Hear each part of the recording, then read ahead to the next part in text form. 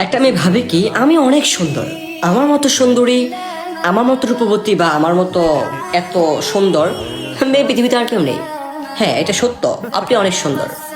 তবে এটাও সত্য যে আপনি সুন্দরী সুন্দরী দাবি করে 10টা মৌমাছি আপনার পেছনে ঘোরাচ্ছেন, 10টা ছেলেকে আপনার পেছনে ঘোরাচ্ছেন।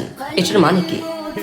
আমি মানলাম প্রিয় বোন, আল্লাহ তাআলা আপনাকে আল্লাহ তাআলার অগণিত নিয়ামত এবং কি রহমতে ভরপুর করে আপনার চেহারাটাকে এত পরিমাণ সুন্দর করেছে।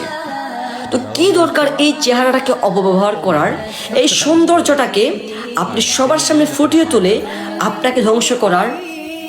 আপনি কি একটা কথা জানেন না, মিষ্টির বাক্স যদি খোলা রাখা হয়, ওই মিষ্টির বাক্সের উপরে কিন্তু মৌমাছি এসে বসে এবং ওই মিষ্টিগুলোকে স্পর্শ করে, কিন্তু ওই মিষ্টি কিন্তু শেষ অবধি খেতে পারে না, সে চলে যায়। ঠিক তেমনি বিষয়টা শুনতে খারাপ হলেও ওই মৌমাছি নামক বর্তমান যুগের টই টই করে বখাটে ছেলেগুলো, যেগুলো ঘোরে টই টই করে কোনো কাজকর্ম নেই, তারা আপনার সময় নষ্ট করে বা আপনার সতীত্ব নষ্ট করে তারা দিন শেষে এরকম চলে যাবে। আসলে রিয়েলাইজ করুন, আপনি একটু ভাবুন।